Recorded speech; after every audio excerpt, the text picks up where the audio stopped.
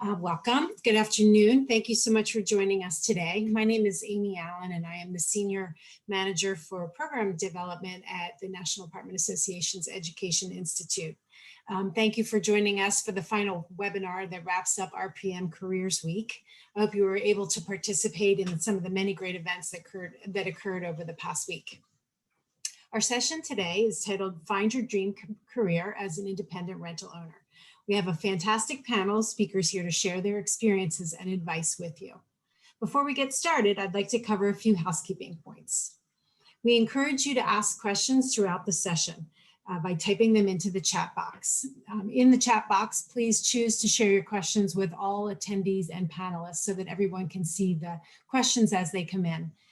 I will be sharing the questions as they come in with the presenters, but we have reserved time at the end of the session to answer the questions.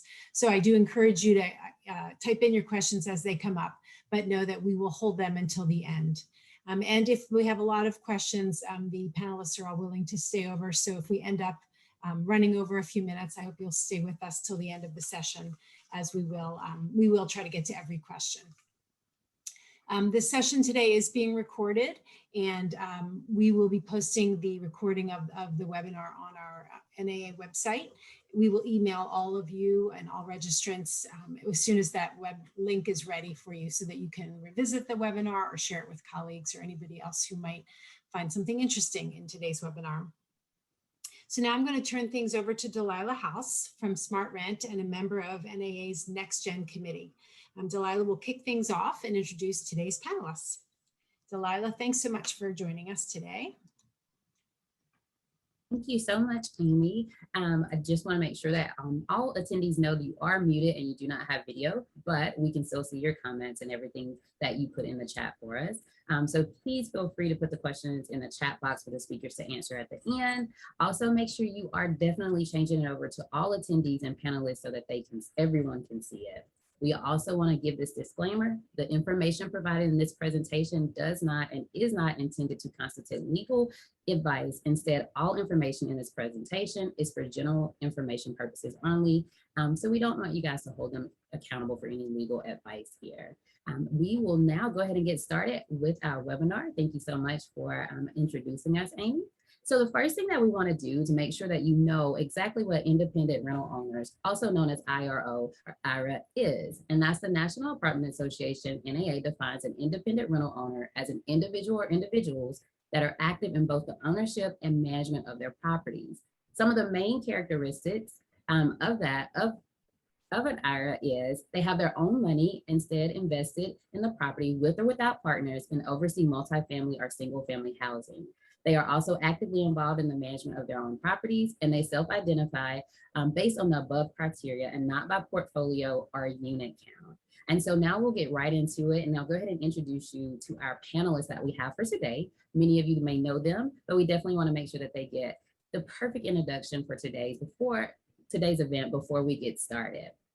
So one other thing I want to share with you guys is you may be wondering why Next Gen would be hosting this webinar with IRA, but we wanted you to know that whether you're in your early 20s, just getting started in your career, looking for a second career, entrepreneurship, or side business for additional income, any age is a good age to get involved as an independent rental owner. And so they're going to talk to you today about what it takes to get started and how rewarding it has been for them.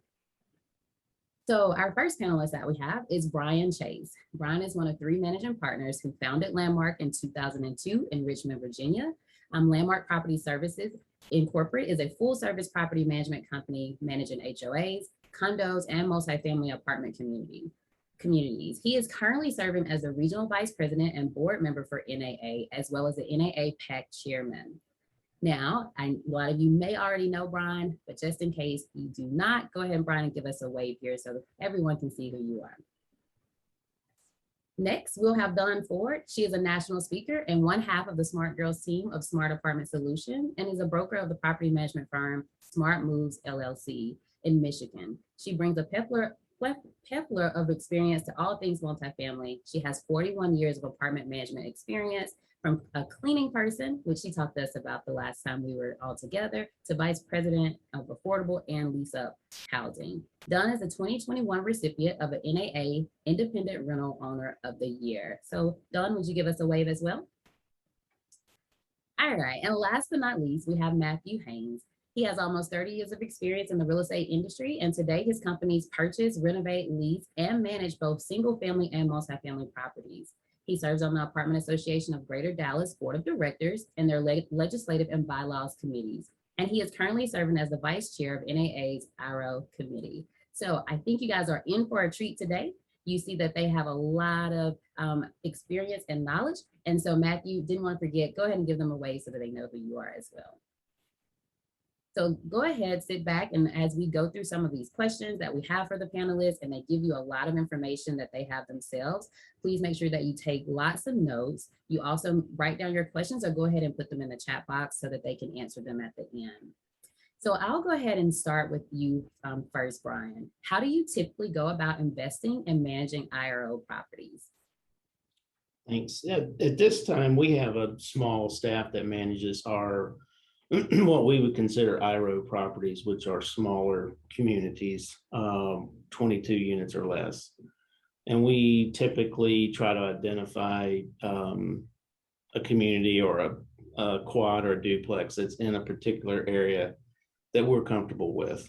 We don't want to be traveling too far outside of that to manage it. Someone has to deal with it, whether it's myself, one of my business partners, or a couple of the people that we have on staff that oversee those, as well as maintenance. And everyone knows it's difficult to find people right now. So the more compact and closer it is, that's one of the keys for us. The second key is we've developed a relationship with a sales broker, particularly in Richmond, who sells a lot of the smaller communities. He kind of keeps his ear to the ground. We stay in touch with him, and he gives us a heads up when these properties are going to come online, so we can have a little bit of a heads up. And I think that's really critical if you're trying to get into investments and want to buy smaller properties. You need to get to know the people and the brokers that sell these, unless you're tied in enough to find them off market, which is really tricky. Know somebody that has the inventory so you can be prepared. And once you close a couple of deals with them, they'll have confidence that you're serious and you can do it, and it'll be a good resource for you. And then the third thing we look for is something that we feel like we can add value to.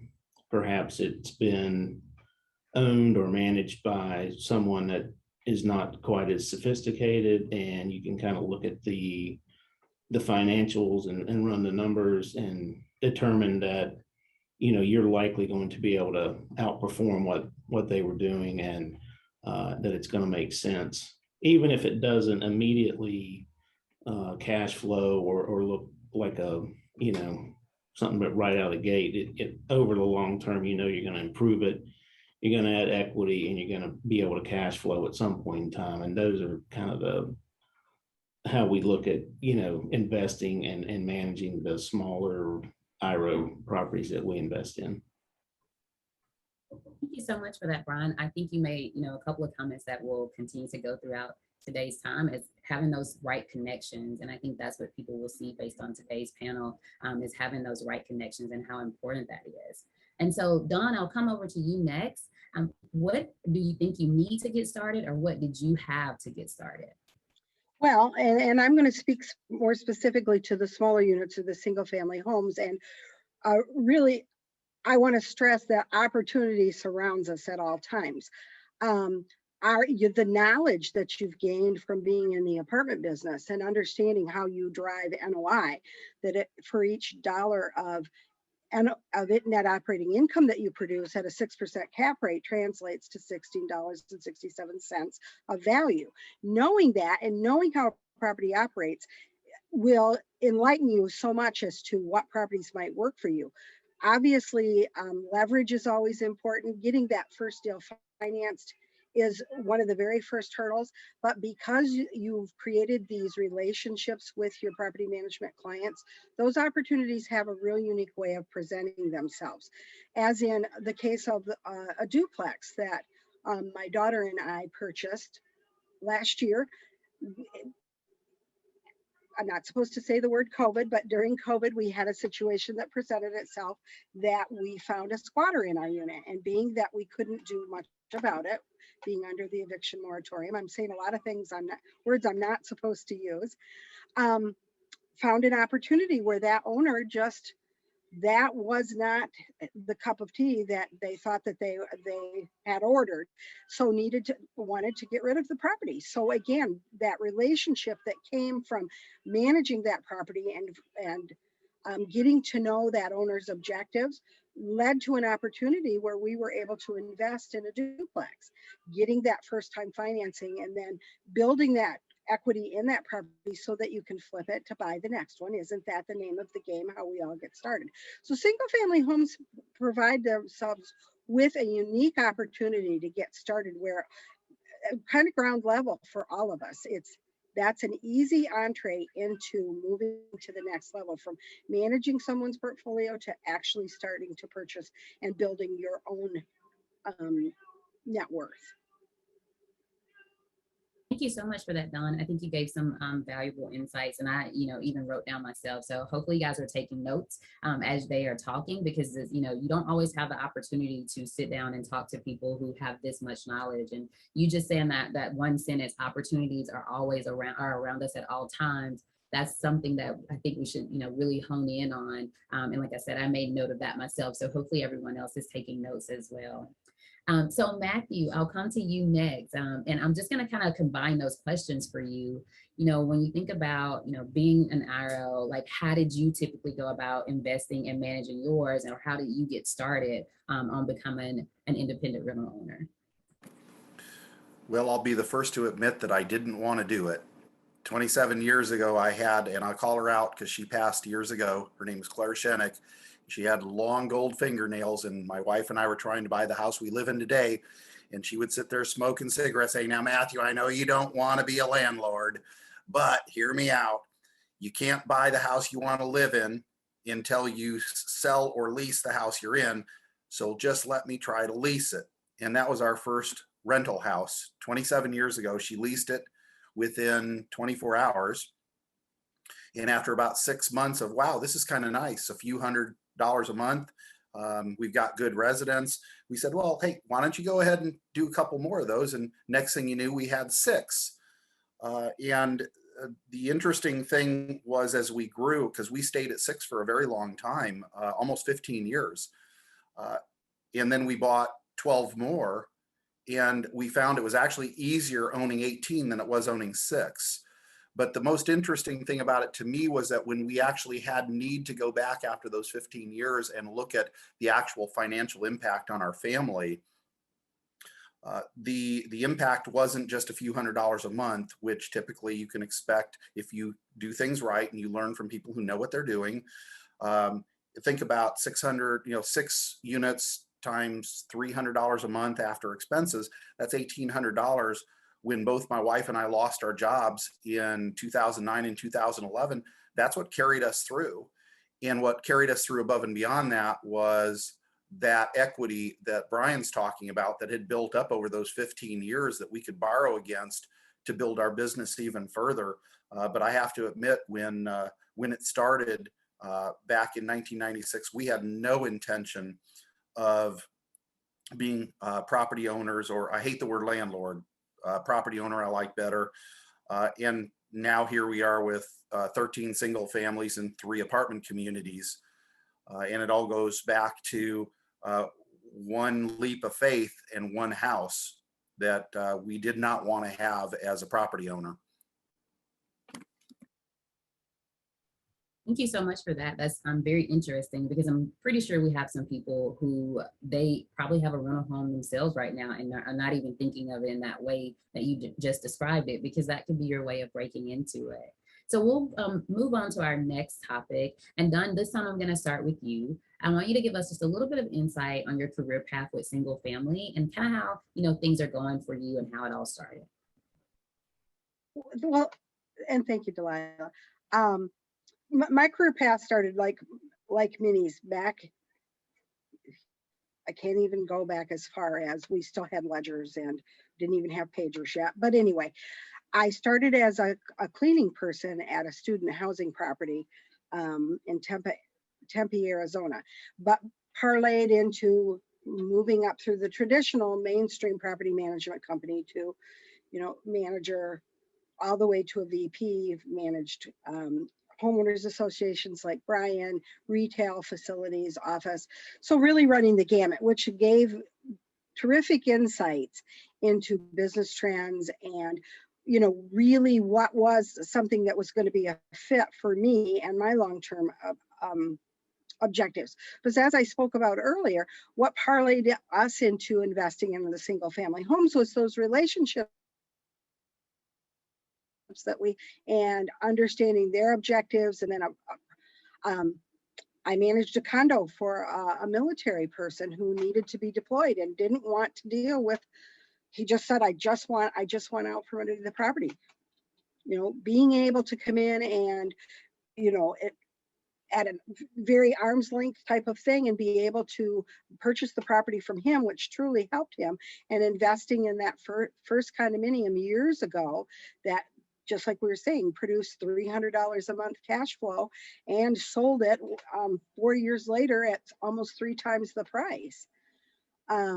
Those are the opportunities that lead into the single family homes, while they're kind of small potatoes, as Matthew alluded to, it's that building of the portfolio and the leverage that we're all looking for, because you do the one and it works out and you find the next and it works out until eventually you're working up into, into a portfolio that really will influence your legacy and your net worth. Another way of doing career path is taking back a participation sometimes. And if you're the managing agent or the selling broker, is perhaps you look at taking back an ownership interest in lieu of a commission or in lieu of a management fee. That years ago, that was very common. I don't see it as much anymore. That's a way to consider getting started on the career path into becoming an IRO.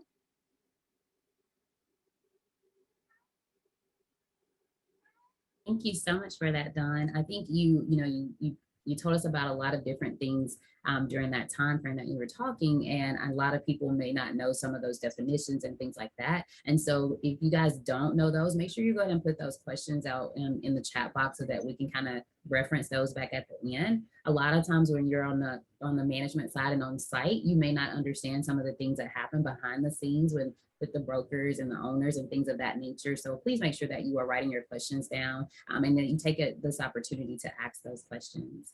And Brian, so we're going to come over to you next. Can you give us a little insight on your career path in small multifamily and also in fee management?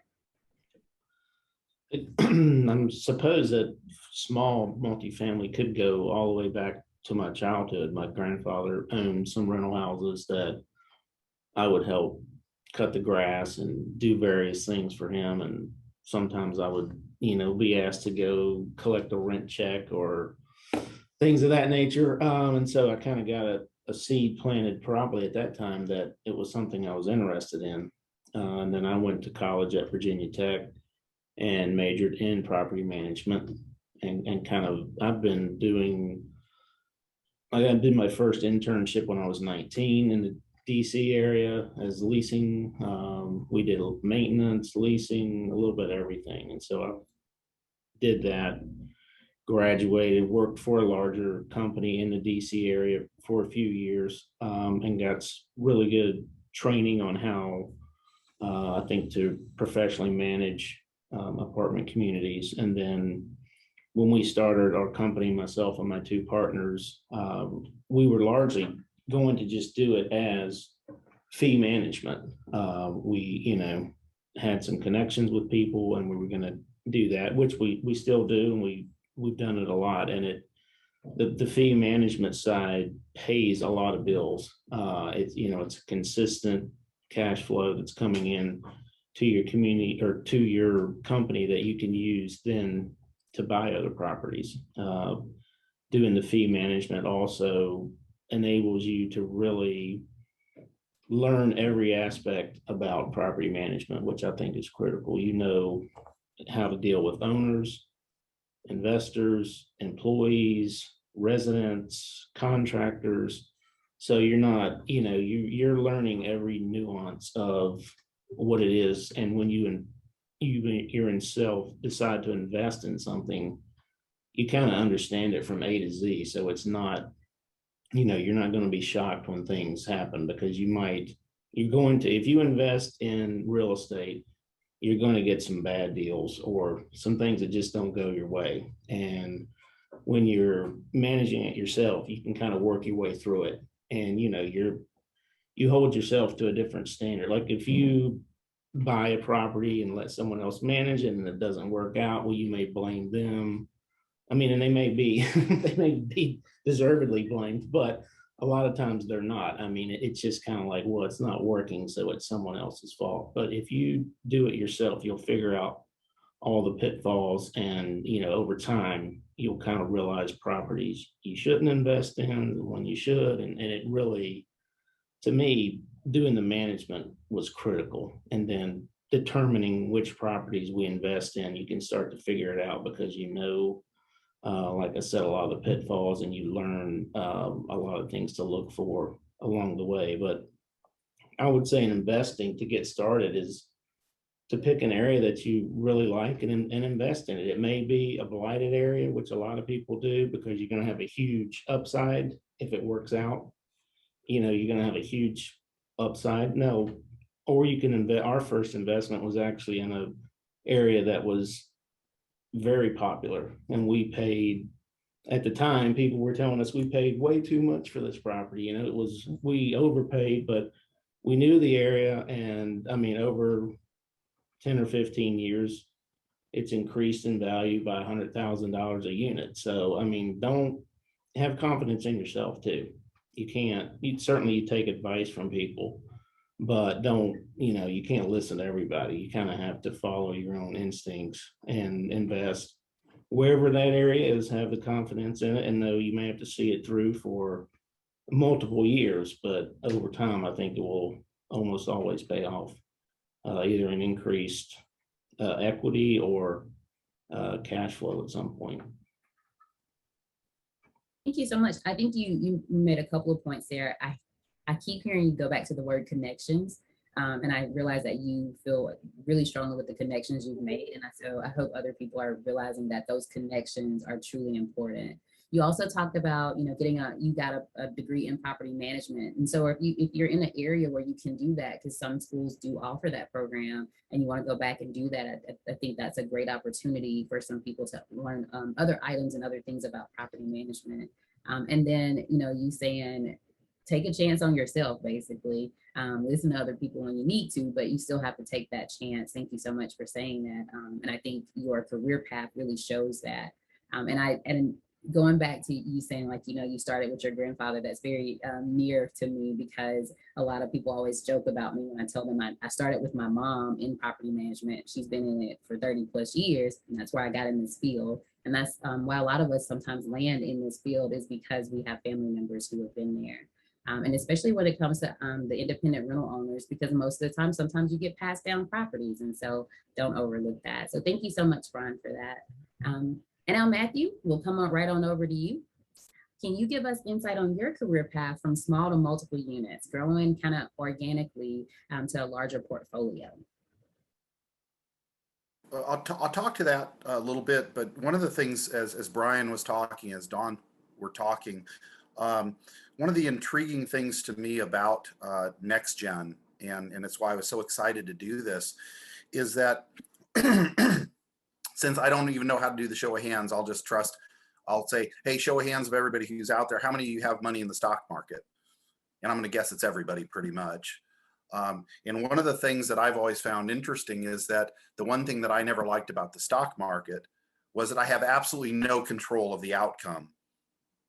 But when I started going into real estate, I live and die by my own sword. And the interesting thing about next gen, and I'm always surprised that we haven't seen more adoption of becoming even just partially involved in single family or whatever it may be, is the next gen in our community with the apartment association, they already know how to run this stuff.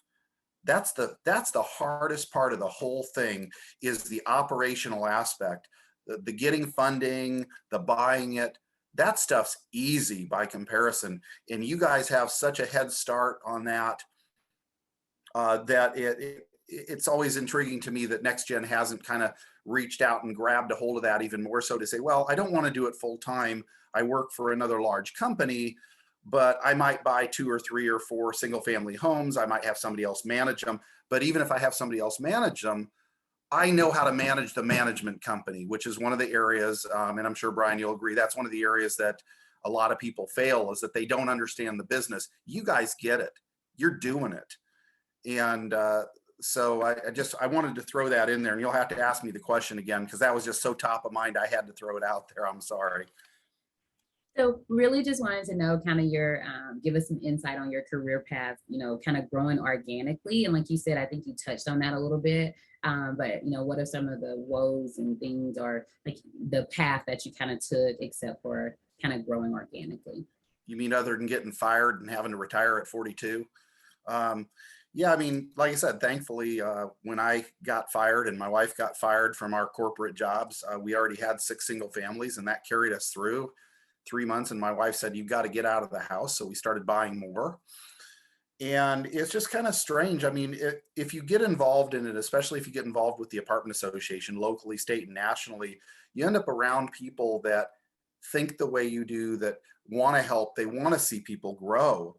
And one of the greatest things about being involved in the apartment association for me was that all of a sudden I was surrounded with this warm blanket of people that were encouraging me, saying, hey, yeah, you can do this. You can buy an apartment community. We had 18 single families at one point, and that was another retirement for us. It was producing a substantial amount of cash. And people kept saying, well, why don't you go into multifamily? And ultimately, we ended up acquiring our first multifamily, 96 units, through another member who said, hey, I'm going to sell this. It's too small for me. Let's work out a deal, which we did. And there's an economy of scale there that occurs. And this is one of the interesting things. And both Brian and Dawn, I know you know this.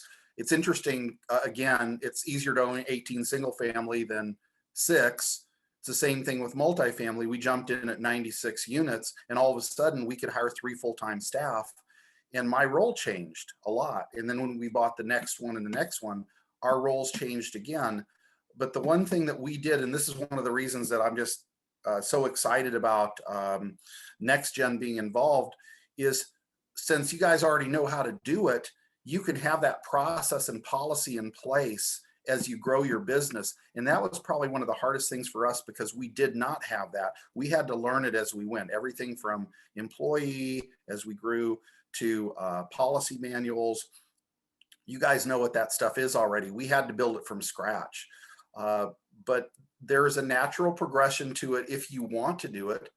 At the same time, a lot of people are perfectly happy having 5, 6, 7 units as a backstop. And again, if you manage and if you own, even if you don't manage those properties over the course of 5 to 10 years, the amount of wealth and revenue that it brings to your family long term is pretty unbelievable. Certainly more stable, in my opinion, than anything you can ever see in the stock market. Thank you for saying that. And yes, most people are definitely now investing in the stock market, and you do have opportunity to invest in rental houses and becoming your own owner. So thank you for putting those out there. So I'm going to ask this next question, and I'm going to ask all 3 panelists the same question here. And so Dawn, I'll start with you. What were your biggest challenges and or opportunities as a first-time IRO? Yeah. We've talked a lot about the opportunities, but the challenges for us was the very first property I ever purchased, I did on a loan assumption. So that one was pretty simple. I mean, you took over the payments, you signed an agreement with the seller. Moving forward, it was the financing that was a little bit, and like has been alluded to before, it's once you're through it, you're through it. So it's not as big of a deal as understanding the operations and how your experience is driving the numbers, but it's the financing on the first deal, being able to finance it in your name, or as there an LLC or a corporation that you're trying to get financed. As those of you know, that's a little bit different, and you need a larger down, and you need to show your resume and all of those types of things to be able to do that first deal. Then again, the leverage starts kicking in. One deal turns into many, and it's, as Matthew just said, it's easier to do 18 than it is 6, because those mechanics are already in place. So that was really the biggest hurdle. The first time out, getting the insurances and that type of thing really wasn't that big of a deal, because we come from an operation side, so we understood that. But for me, it was getting the very first financing on the first deal that we actually financed, and didn't just do a land contract or an assumption. Thank you, because I'm pretty sure most people, that's probably their first question, like, oh, where am I going to get these finances? So being open and honest about that, letting them know, like, hey, it is a question, but you still can do it. Thank you so much for talking about that challenge. So Brian, we'll come over to you next. What do you think your biggest challenges and or opportunities as a first-time IRO is or was? Yeah, it was. I mean, probably, to Don's point, I mean, the financing can be tricky, especially until a bank becomes comfortable with you and how that you're going to perform, because they don't know, they look at it a lot differently than if you're buying a house that you're going to live in. Getting an investment loan is totally different, and it is hard. You have to, put up more money, and kind of assure them that you know what you're doing, provide a business plan. And so once you get that comfort level, and again, back to your point that I say, and you have the contact with the bank, then the next deals after that are better. But the first one can be difficult. And our biggest challenge when we first began investing was we didn't probably consider the downside enough of certain communities, or of a property. If it was a house, that we thought we were gonna put $10,000 in and renovate it, and it ended up being 30,000, or you had 50,000 set aside for some apartments, and the first month you own it, something just catastrophic happens you couldn't predict, and all the money goes to that and not what you had planned to use it for. So you kind of need to plan,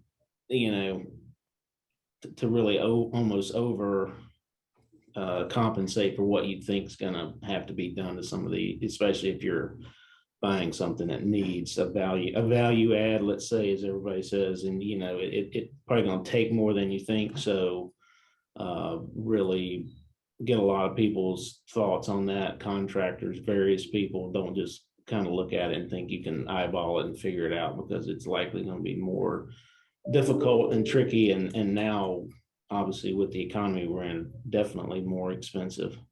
So that would be I would think the biggest challenges we ran into right off the bat, and that can set you back a number of years sometimes if you really underestimate what it was going to cost to rehab something. So thank you. I think these challenges are very much challenges that we need to talk about, and that most people think about them anyway. First you just finance, and you finally figure out how to finance it, and now you run into something that's going to cost you 2 times the amount of money that you thought it would. So how do you get past that? But knowing that people who you can see here, all 3 of them have been very successful in their careers, and they have those challenges, but they've gotten through it. So it's very possible for you to do it as well. So Matthew, I'm going to ask you that same question. What has been your biggest challenge or opportunity as a first-time independent rental owner? One word: fear. Fear of failure. One of the probably the biggest ones was fear of asking questions and asking for help. And one of the cool things about IROs is that we openly share with one another our best practices. We don't compete. It's such a huge market for us that you've got all of these people. I know in Texas, there's over 4,000 of us that are members of the apartment association that openly share ideas. So the other thing is, I'd say you get that fear from your friends, from your families that say, oh God, you don't want to be a landlord. You don't want to do this. It's all these horrible things that are going to go wrong and everything else. And yes, I mean, things go wrong. You underscope, but again, you have control and you live and die by the tip of your sword. So to Brian's point, I mean, when I started out, there were some times that I went out there and did some work myself. At one point, the kids that lived in one of my houses called me Tim the Tool Man, because every time I went out, I screwed something up. But I learned a little bit and I worked on the weekends, and you fight your way through it. And when you get out the other side, you wake up like I did in 15 years ago, holy crap, where'd all that money come from? My biggest regret in all of this is I look back 27 years and I think if my fear hadn't stopped me from moving forward, Jennifer and I would be decamillionaires by now. I mean, seriously, 20, $30 million. Instead, well, we're okay, we're going to live. But I think back, and everything that held me back was related to a fear that was unfounded. And because at the time that I started, I didn't have anybody that I could look to and say, this person has been successful, so I'm going to follow what they did, and I'm going to trust that this person knows what they're doing because obviously they've done it right. I wish I would have had that 27 years ago. I didn't find that actually until 2011. So we lost a lot. We lost 16 years of personal growth. No regrets. It played out the way it was supposed to. So that's probably the best answer I can give there, because that first step, both Brian and Dawn said it, the first step is the hardest one. And then you do that first one and you go, oh, well, that wasn't so bad. And then you start, again, going back to the next gen folks, they already know how to do this. So they know how to build that documentation that the bank's going to want. And then they move from the regular loans into portfolio loans. And you walk in and say, hey, I know what I'm doing. I've done this for 10 years or 5 years, and I know how to manage a property. I know how to manage a business. And there's always gaps in there that need to be filled. But the banks look at those folks that have the experience totally differently than someone who walks in the door that has never done it before. So, but every step of the way, fear of rejection was what held us back. And I won't say it's a regret, but at the same time, it kind of is, because well, like I said, my wife would tell me to get out of the house again if I stopped working for 3 months. So I guess I'm not gonna be laying on a beach anytime soon. Thank you so much for that, Matthew. I think, we heard two really key things that probably are challenges, not only as an independent rental owner, but just in life, fear and money.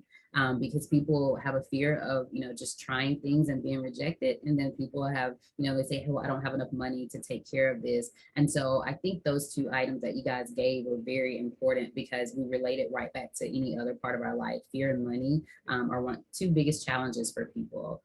So let's talk a little bit about education and what type of education that you feel like that made it better for you. I know we kind of touched with Brian on him having a property management degree, and so, but I do want to talk about other opportunities for education.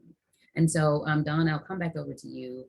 What type of education opportunities have you taken that you feel like have helped you, and do you think there are any credentials that you found most valuable in starting your IRA career? Sure. Much like Brian, I was back in the 1970s when your parents, next geners, when your parents were just young people. I decided to go to college and get my degrees to be a property manager. So that back in that time, that was not a career of choice for most. Most people fell into the industry, as we've alluded to earlier. But I did get I got a degree in business administration. I also had a degree I was a paralegal for a while. And then I got a degree in real estate. And through my courses of my real estate, we had a book on property management, and I contacted, that book was actually distributed by the Institute of Real Estate Management.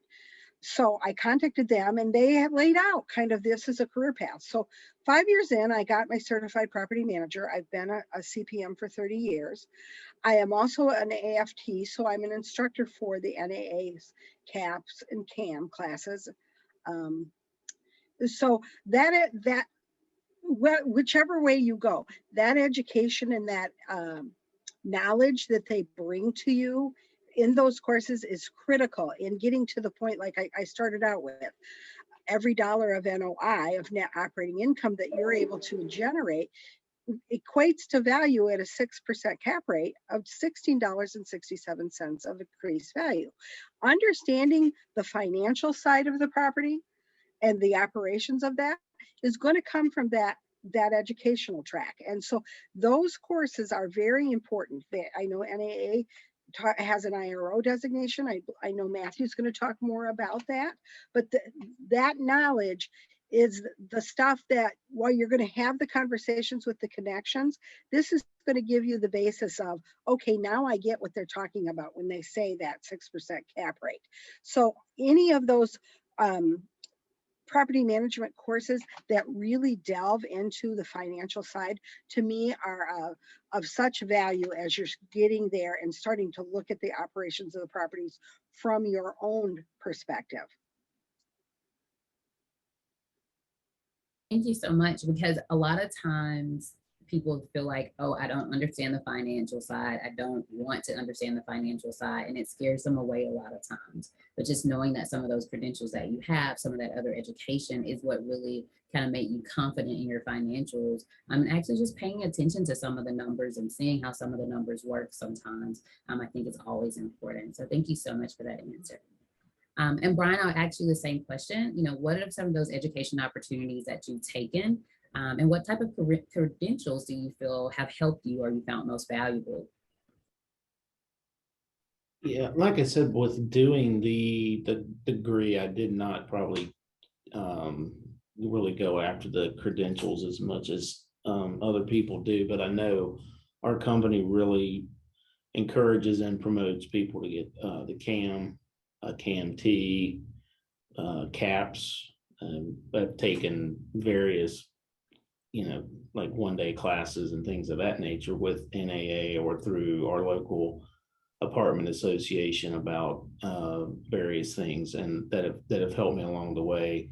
Obviously, legal updates and things of that nature that you can get through your local chapters are critical when you own a property and you're not at a large corporation where they're telling you everything. You got to be up on every law that's changing. So those type of things I obviously take advantage of. Gotten a real estate license, so I think that's a good play for someone to do as well if you're getting into the field of purchasing investment properties. And then as Matthew said earlier, if you have someone that that is a mentor, that's really, I learn more from talking with people than I do necessarily courses. But I had a mentor that I worked with for years that he developed a lot of communities early in his career, and a lot of tips that I learned from him I applied.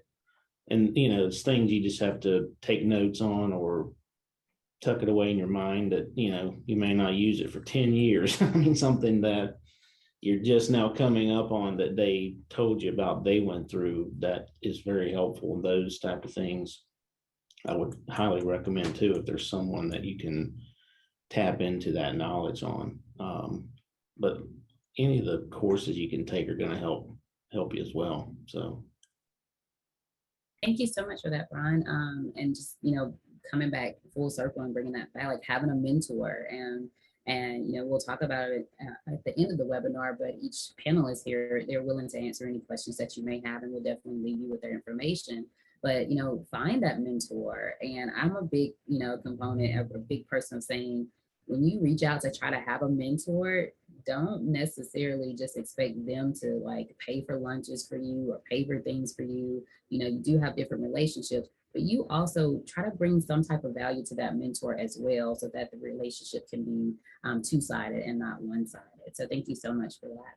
And Matthew, I know you are the cheerleader for the IRO credential, but you want to tell us about some of the education opportunities that you've taken and some of the credentials that you found that are most valuable?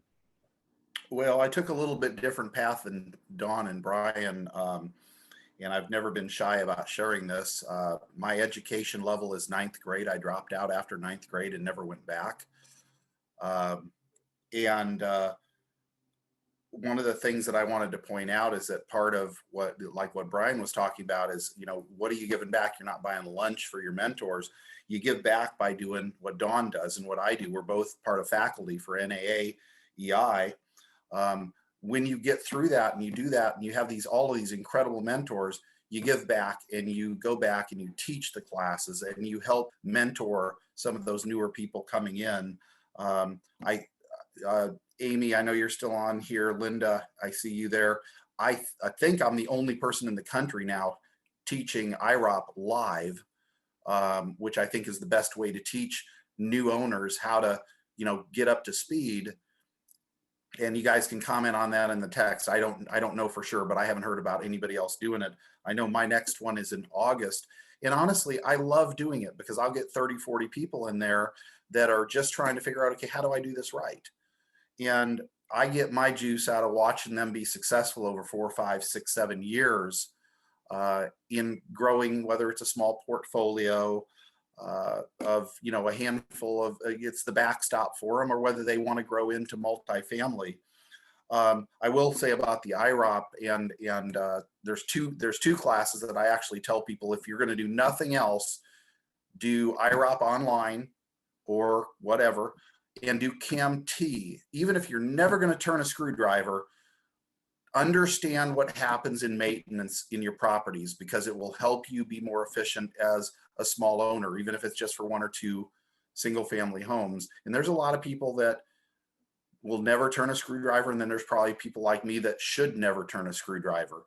But having those 2 basic knowledges of the fundamentals, I call IROP CAM Light, and CAMT is just that understanding of the way everything else works. And those 2 are the 2 that I recommend to everybody that's getting involved to get into over time. Well, thank you so much for that. I do want to let everyone know that you can go to NAA's website and look up the Independent Rental Owner Professional National Apartment Association credential, and you can get this through Vista Online.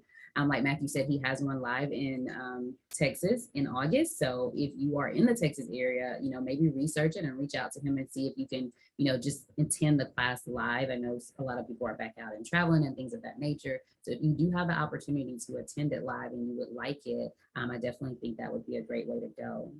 And so this kind of concludes the questions that we have for our panelists today. And I want to make sure that, if you guys have questions, that you are able to drop them in the chat box so that we can, see those and get those answered for you.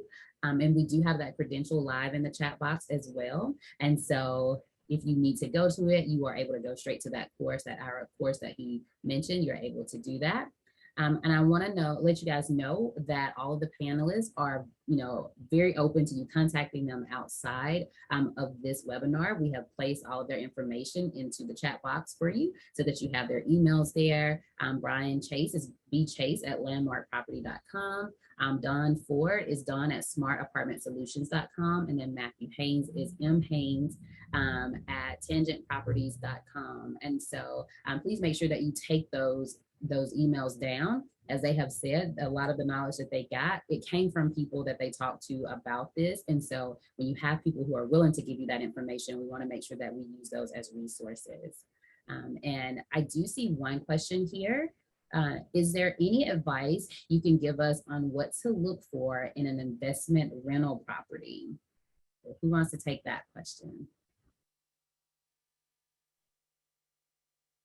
Matthew, you're off mute, so you want to take that? Oh, actually, I was on mute locally, but I'm happy to.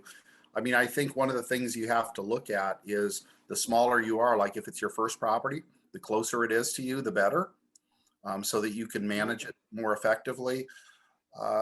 Again, part of it is understanding the market in the area. So where you live, you probably have a better understanding. So if you live in an area that you're looking for a single family home and the prices are 160 to 170, and there's a house that's in foreclosure that's 140, to Brian's point, then you look and say, okay, well, how much is it going to cost for me to bring it up to the level that it needs to be for it to be rentable? But the closer it is to you, the more effective it's going to be, and the less stress it's going to be on you and your family to get that toehold. The other thing that I will say about it, and I'm a firm believer in this, is that 3-bedroom, 2-bath. We do primarily 3-bedroom, 2-bath. We do some 4-bedroom, but it's very much based on what we can acquire and based on the price, because those sometimes, although right now, interestingly enough, with COVID, have been very easy to lease. If I had 24 bedrooms, I'd have them leased tomorrow because people are moving back in with their family. So again, a lot of it is very environmental. We call these the environmental factors that we can't control, that we didn't know about. But 3-bedroom, 2-bath with a garage is pretty consistently our business model. And I know a large number of the small independent rental owners follow that model as well. 2-1s are more of a challenge. As an example, 2-1s tend to move out more quickly, and your biggest cost as a small owner is your turns. So you want something where you can put someone in that's going to be stabilized for as long as possible. Our average residency is now about 7.2 years, even with rent increases. And that's one of the reasons that our single family business is so successful. And I know Dawn and I and Brian were talking about this earlier. Don't be scared to get into single family. It ain't sexy, but it pays really, really well. And it's a great stepping stone. Brian or Dawn, did you want to add to that? I'll add something, and maybe I have an unfair advantage since the question came from my daughter. So maybe she's trying to pick my brain further. I don't know. But one thing, obviously understanding the numbers is some advice, but also understanding the emotional impact of a decision to purchase. I know oftentimes we will become, since we've managed a property, we feel like we have, we're emotionally attached to it. And so it may not be quite as good as we think it is. And the numbers do tell the story.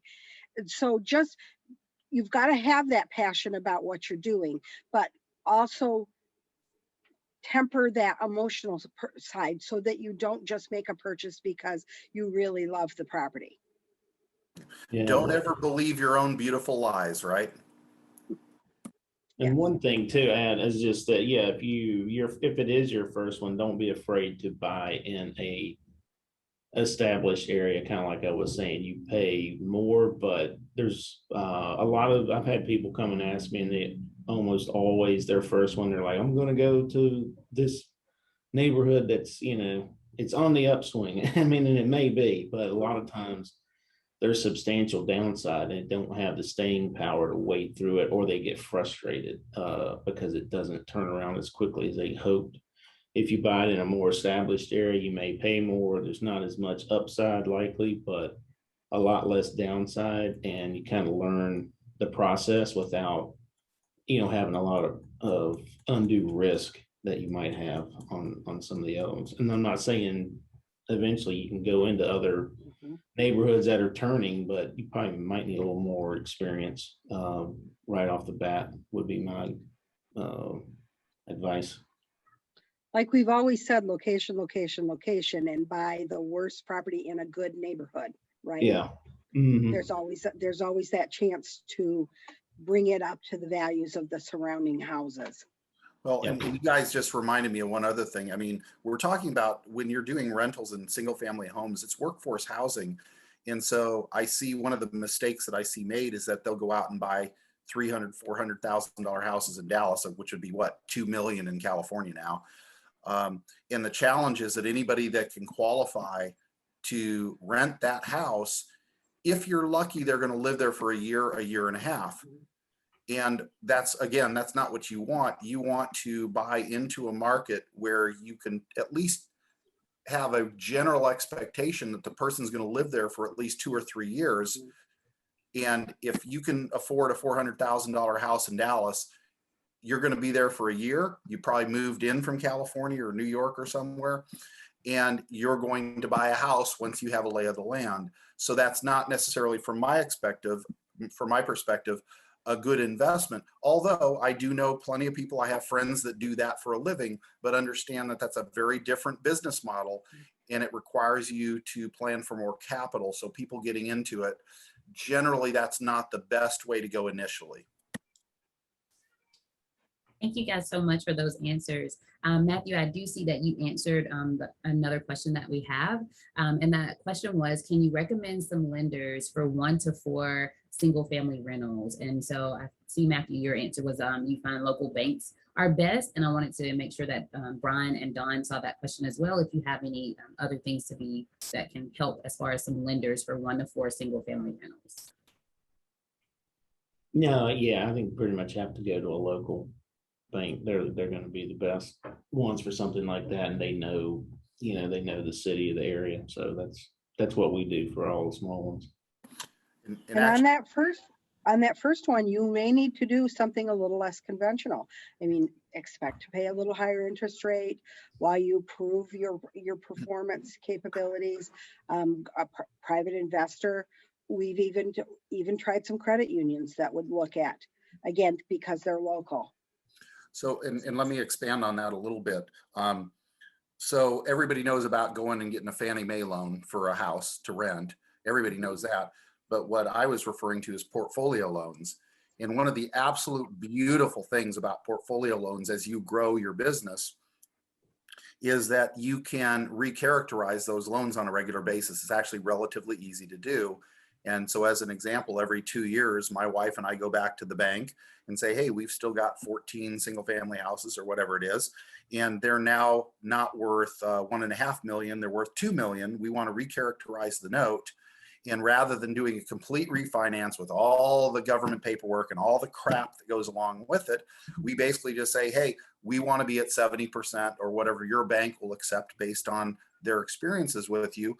And we'll draw $200,000-300,000 out of our business that we can go out and buy another multifamily. Mm-hmm. You can't do that when you're on a Fannie Mae or a Freddie Mac.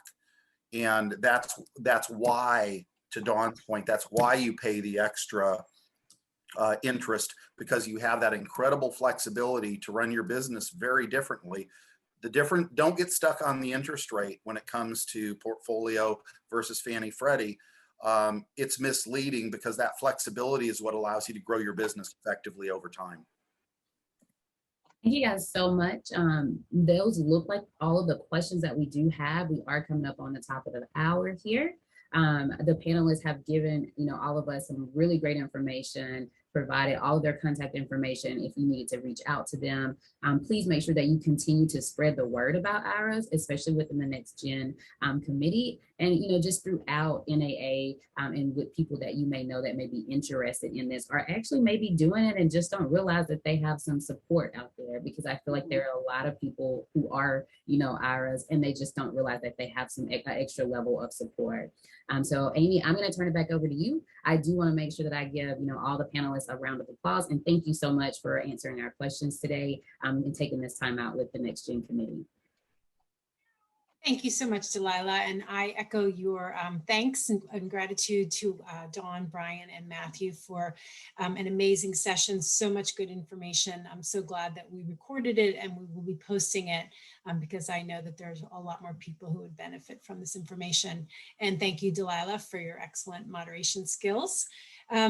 So that does draw us to a close. It's a Friday afternoon. I hope everybody has a very enjoyable weekend.